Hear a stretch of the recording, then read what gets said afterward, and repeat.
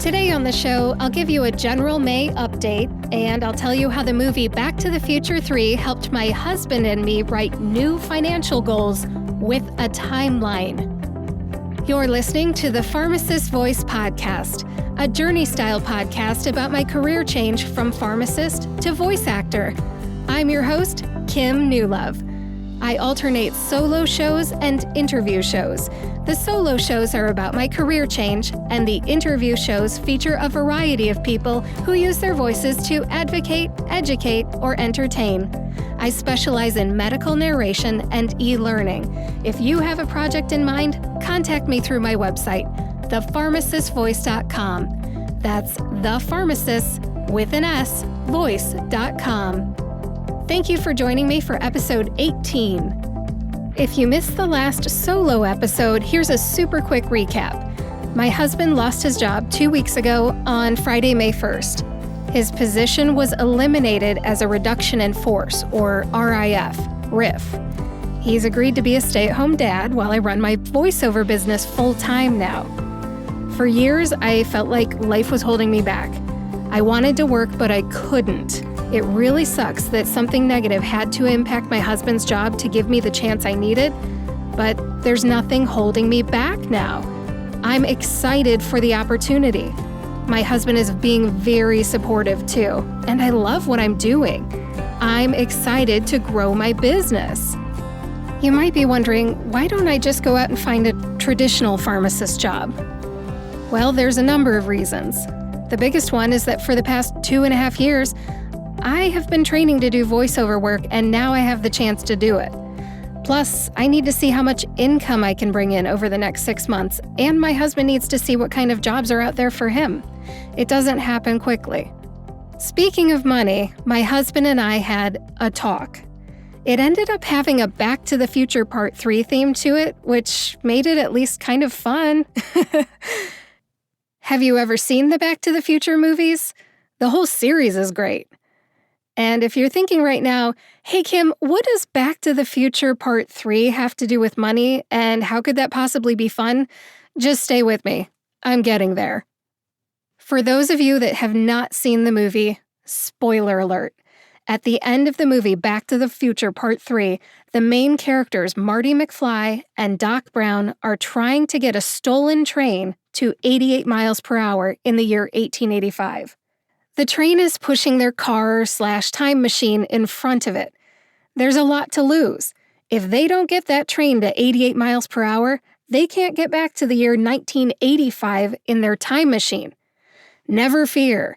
Doc Brown is a scientist who invented some special fuel sources before boarding the train. They were logs, colored green, yellow, and red. Once aboard the train, Doc and Marty chuck the logs into the train's boiler, and the logs catch fire in a sequence. Green first. The train gains speed. Then yellow. The train goes faster still. And finally red. The train inches towards 88 miles per hour, and finally it reaches 88 miles per hour. Then the time machine does its thing, and long story short, everyone ends up back in 1985. Happy ending, right? I hope you followed that. They really are great movies. Well, when my husband and I talked about money this week, we set income goals and assigned them to a timeline. We got out the colored pencils and added green, yellow, and red marks on the timeline. I bet you can tell where I'm going with this. If not, hang in there.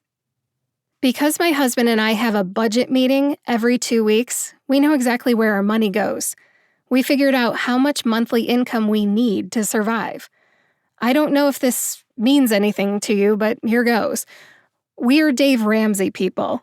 We graduated from Financial Peace University in March of 2013. Thanks to the program, we are excellent money managers, and our spending behaviors are well controlled. To learn more about Dave Ramsey and Financial Peace University, visit daveramsey.com/FPU. The link's in the show notes. Essentially, we figured out how long we can afford for my husband to stay unemployed while I build my voiceover business. We wrote down how much money I need to earn by December 2020 and every 6 months after that. If I'm not on track to support the family fully by January 2022, my husband needs to be employed again. It can take a while to find a job, so he's thinking about next steps now. Back to the movie reference. We know it's okay for me to be working full-time as a voice actor right now, and we know when it will be time for one or both of us to try something else.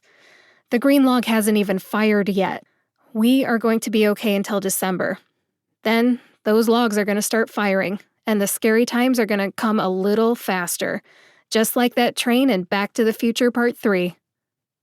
What have I been doing this month other than setting goals and playing with colored pencils? Plenty.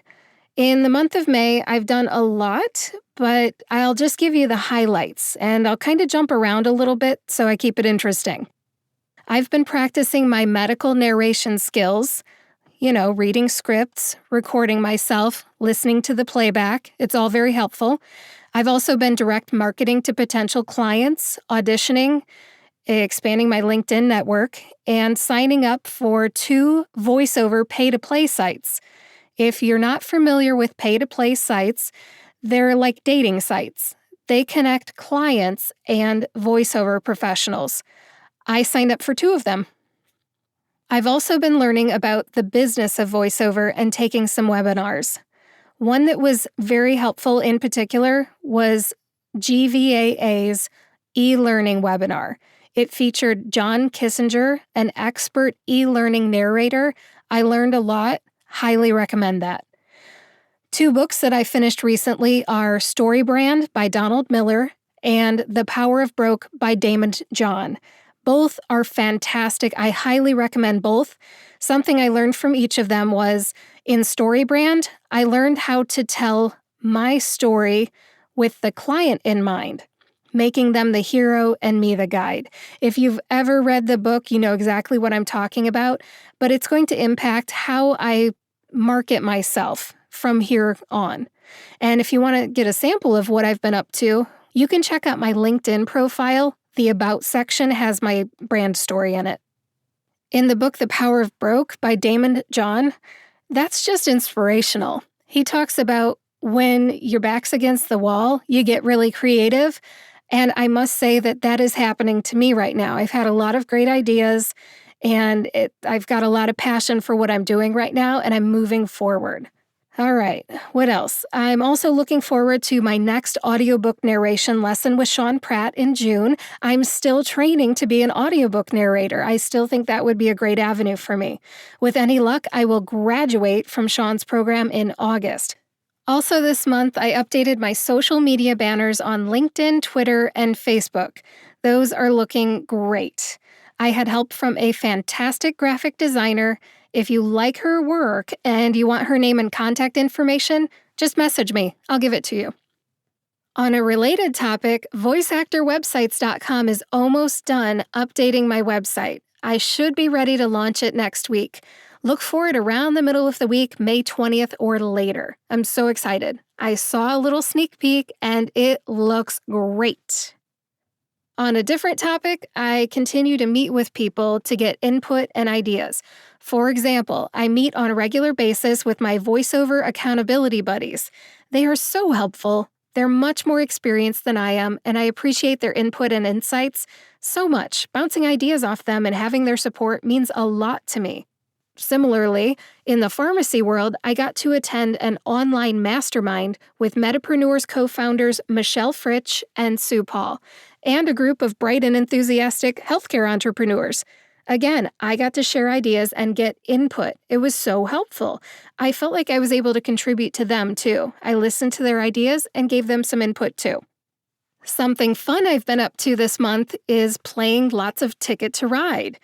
With my husband home during the day and our kids home because there's no school, our younger son has been playing Ticket to Ride with my husband and me after lunch.